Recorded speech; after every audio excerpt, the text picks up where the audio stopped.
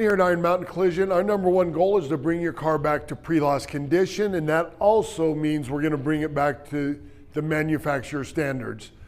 A lot of times these insurance companies will try to direct you to take it to one of their preferred shops. Well, there's a reason for that. They work for them.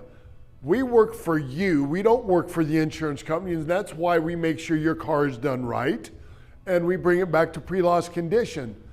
So when they try to tell you if you go to some other shop and there's going to be out-of-pocket expenses and they just bully you around to take it to one of their preferred shops, there's a reason.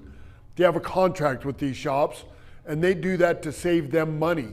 At the end of the day, they're not looking out for your best interest to make sure your car's back to pre-loss condition. They're looking out for their bottom line. So bring your car here to Iron Mountain and we'll take a look at it and we'll make sure it's fixed properly and back to pre-loss condition. So there you go.